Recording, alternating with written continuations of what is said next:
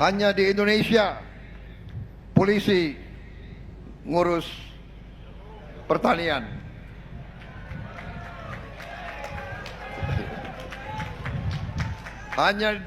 Mungkin di Indonesia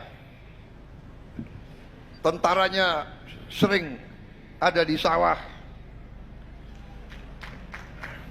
Hanya di Indonesia angkatan laut tanam kedelai. Hanya di Indonesia angkatan udara tanam tebu. Betul sekali seperti kata Bapak Presiden. Hanya ada di Indonesia polisi ikut ngurus pertanian dan dapur MBG.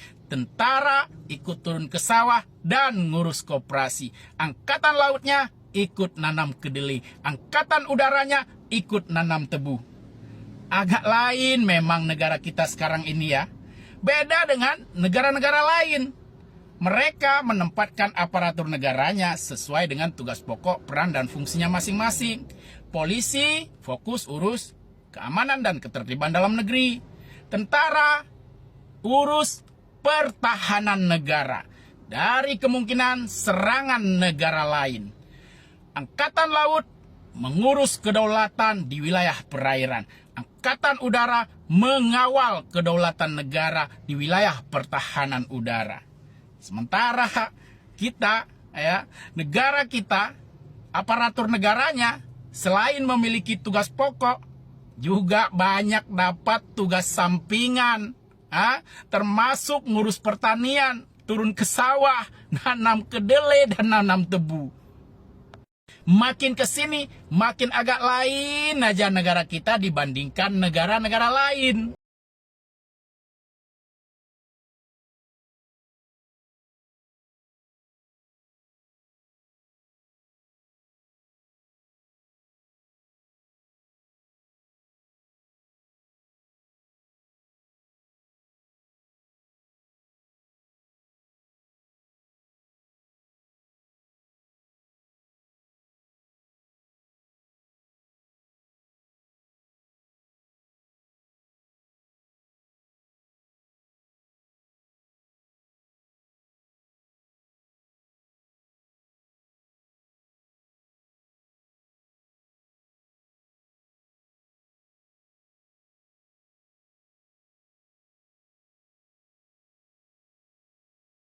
Mengapa calon pengelola Kopdes Merah Putih ini harus mengikuti latihan dasar militer? Apa hubungan antara push up dengan menyusun laporan keuangan? Apa hubungan antara halang rintang dengan mengawasi stok barang? Apa hubungan latihan tempur dengan melayani anggota koperasi? Satu orang yang meninggal itu nyawa anak manusia dan satu korban terlalu banyak. Jadi ungkapan duka cita itu tidak mengembalikan nyawa saudara-saudara kita. Dan saya tambahkan juga konteks data ya. Selama 10 tahun terakhir 4 orang meninggal dalam pelatihan wajib militer di Korea Selatan. Dan itu jumlahnya 2 juta orang. Indonesia hanya dalam 2 minggu 5 orang meninggal untuk pelatihan militer. Hanya pesertanya 32.000 orang. Dan lebih ironi lagi kalau di Korea Selatan itu pelatihan militernya untuk perang, di Indonesia pelatihan militernya untuk calon manajer toko kelontong. Ini tidak bisa diterima dengan akal sehat. Ini bukan soal anti terhadap militer. Saya di UGM mengajar S2 TNI. Dan saya menghormati militer sebagai institusi yang punya fungsi penting. Tetapi dalam konteks ini saya tidak melihat urgensi peran militer dalam melakukan pelatihan koperasi Desa Merah Putih. Kalau memang mau mempersiapkan pengelola koperasi, itu kirim mereka ke inkubasi koperasi, kirim ke lembaga pelatihan, bukan kirim ke hutan-hutan kemudian mengenakan pakaian seragam, jargon, dan lain-lain. Dan soal urusan membentuk disiplin, membentuk mental ya, sejak kapan disiplin hanya bisa dibentuk oleh militer? Karena disiplin itu nilainya universal. Bukan hanya milik militer, tapi milik semua profesi. Dokter juga bisa disiplin, pilot, hakim, jurnalis juga bisa disiplin. Sebelum Kopdes MP ini dilakukan, kami sudah merilis studi sebetulnya apa yang dihadapi oleh koperasi. Dan 3 persoalan utama adalah 68% itu mengatakan karena kurangnya kemampuan pengelola. 38% itu karena kurangnya modal. Dan berikutnya infrastruktur dan akses pasar. Menurut saya DPR harus step up. Ada banyak yang bisa didorong, hak interpelasi bisa dilakukan. Minta penjelasan resmi dari pemerintah. Pemerintah wajib menjelaskan. Bahkan menurut saya ini sudah di level hak angket sebetulnya untuk menyelidiki dugaan pelanggaran berat dalam hal pelaksanaan kebijakan publik. Untuk MBG tadi saya pagi dilaporin juga tim makan bergizi juga ngundang Dewan Ekonomi tadi malam rapat dan kita memberikan masukan-masukan terpaksa memperbaiki yang sebenarnya tidak perlu diperbaikin kalau kita mulai dari nol. Daerah tahap 3T misalnya. Jadi kita habis waktu bertengkar sesama kita yang sebenarnya tidak perlu terjadi kalau dari awal perencanaannya, studinya dilakukan dengan proper. Jadi masalah kita adalah ide-ide besar Presiden tidak kita siapkan perencanaannya yang matang. Pernyataan dari Bapak ini merupakan sebuah pengakuan bahwa program MBG itu memang berselemak masalah. Sejak awal tidak pernah ada perencanaan yang matang. Tidak pernah dibuat kajian yang mendalam. Tidak pernah dilakukan simulasi yang terukur.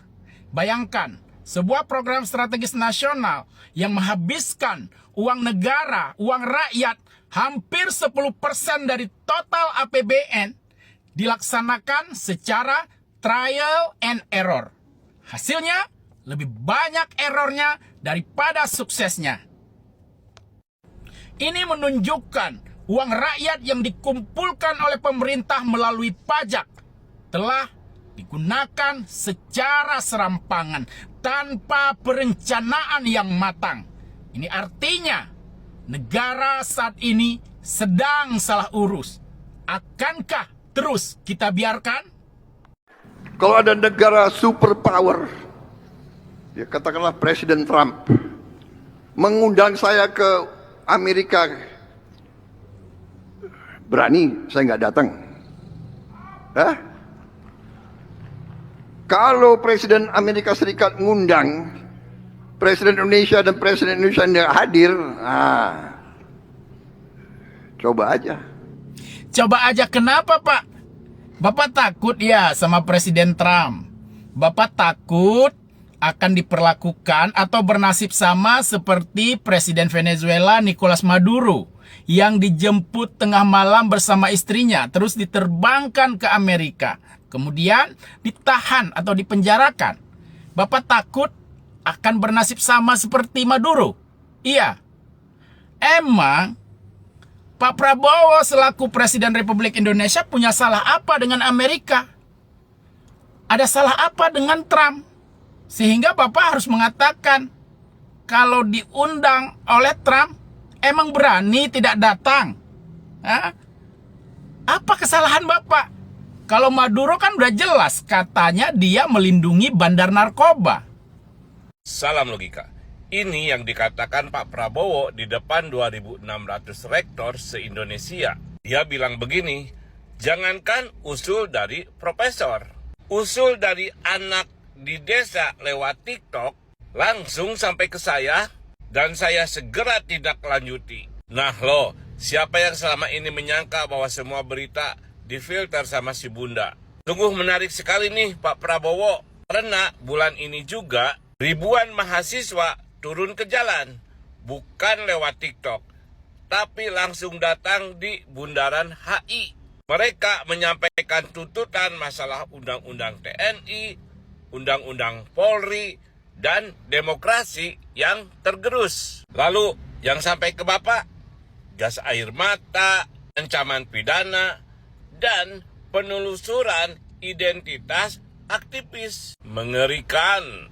Jadi ternyata bukan soal jaraknya ya Pak, bukan soal TikTok atau turun ke jalan, tapi soal isi pesannya. Saya ingat banget bagaimana Bapak mengomentari anak SD yang minta MBG diteruskan. Bapak sangat terharu Pak ya. Tapi kalau soal tuntutan mahasiswa malah Bapak bilang das Bu. Emang gua pikirin. Begitu kan Pak? Jadi Bapak hanya ingin mendengar tuntutan dari rakyat agar MBG diteruskan Pak ya. Begitu rupanya.